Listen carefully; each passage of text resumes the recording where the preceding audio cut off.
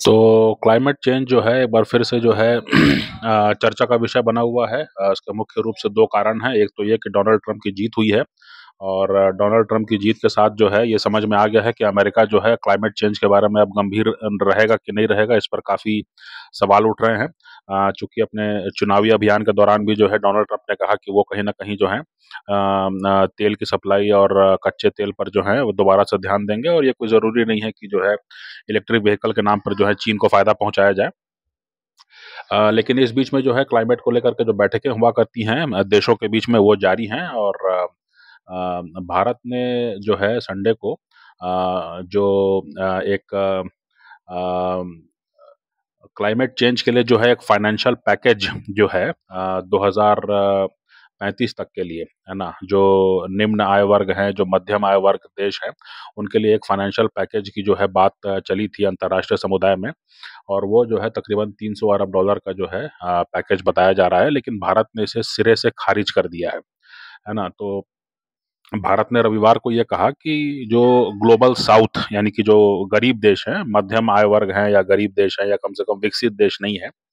उनके लिए 2035 तक सालाना 300 अरब डॉलर की जलवायु वित्त पैकेज जो बात आई है सामने, जो प्रस्ताव किया गया है, इसको पूरी तरह से खारिज कर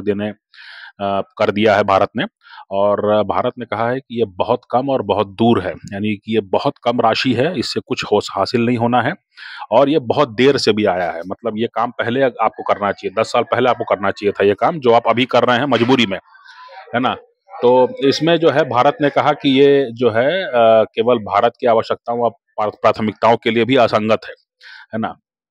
तो भारत ने ये कहा कि आर्थिक जो भारत के जो ओर से जो शामिल हुए थे आर्थिक मामलों के विभाग के सलाहकार चांदनी रैना,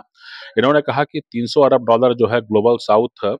जो है ये बहुत ही कम आंकड़ा है, और ये आंकड़ा जो है वो कम से कम 1.3 ट्रिलियन डॉलर हर साल होना चाहिए, है ना। ये जो है मांग जो है वो जो ग्लोबल साउथ कंट्रीज उनकी तरफ से किया गया है।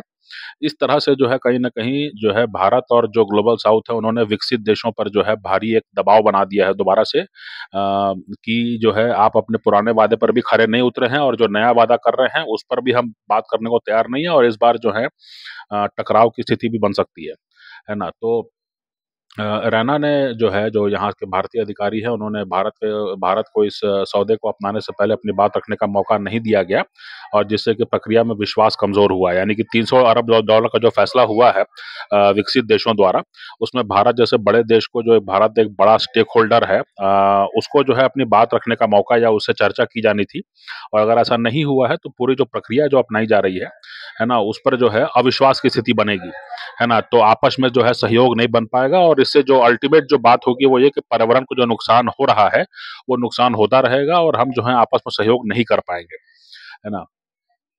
इसमें जो है जैसे मैंने बताया कि 300 अरब डॉलर जो है 2035 तक हर साल जो है ग्लोबल साउथ के लिए, तो उन्होंने कहा कि इसका कोई मतलब नहीं है, ये बहुत ही कम रकम है ना, क्योंकि सोलर पैनल से लेकर के हाइड्रोजन इकोनॉमी से लेकर के, और वैसे भी जो है चीन का जो जो एक एकाधिकार है उसको तोड़ने की बात है, तो इसमें जो है ये रकम जो है बिल्कुल किसी भी रूप में काफ़ी नहीं है। भारत ने कहा कि इस पूरी प्रक्रिया से हम काफ़ी निराश हैं और इस एजेंडे को स्वीकार करने का विरोध करते हैं, है ना। और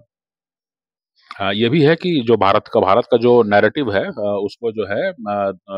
दुनिया के कई राजनयिकों का और सिविल सोसाइटी का भी जो है भारी समर्थन मिला है, और भारत के ही समर्थन में नाइजीरिया ने भी जो है इस 300 अरब डॉलर के पैकेज को जो है एक मजाक बनाया। ये ध्यान रखने की बात है कि भारत के प्रधानमंत्री अभी नाइजीरिया होके आए हैं, और इसके अलावा मलावी और बोलीविया ने भी जो है खुलकर जो है मुखर रूप से, और बोलीविया जो है लिथियम का एक बहुत बड़ा एक लिथियम दुनिया को मुहैया कराने वाला एक बड़ा देश माना जाता है ना। मैंने देश बड़ा नहीं है, लेकिन लिथियम का एक प्रमुख सोर्स है वो बोलीविया, दक्षिण अमेरिका में आता है ये देश, है ना। तो इसलिए जो है इस ये बहुत बड़ी खबर है कि जो है अब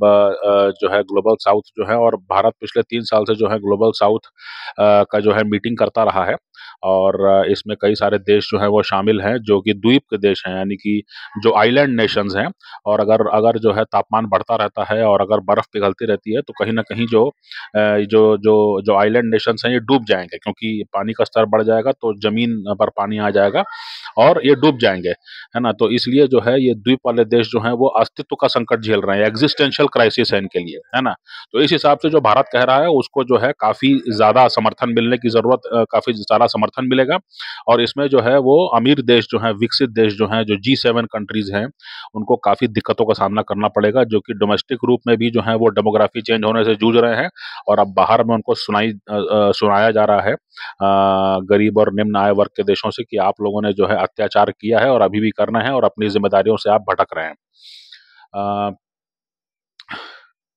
अच्छा, लेकिन ये भी एक मज़ेदार बात है कि जो क्लाइमेट डिस्कशन है, उसमें दस्तावेज़ में जो है, जो डॉक्यूमेंट है, उसमें इस बात को माना गया है कि तकरीबन $1.3 ट्रिलियन हर साल की जो है फाइनेंसिंग होनी चाहिए, है ना? लेकिन लेकिन जो है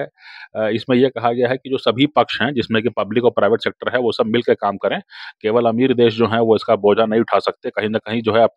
अपना जो अपनी ज़िम्मेदारी से भागने का प्रयास कर रहे हैं, है ना? तो इसलिए भारत ने बहुत कड़ा रुख अपनाया है और भारत ने इस पूरे लक्ष्य को अस्वीकार करते हुए विकासशील देशों के वास्तविक ज़रूरतों और प्राथमिकताओं के खिलाफ जो है पूरा प्रस्ताव जो है उसको बताया है।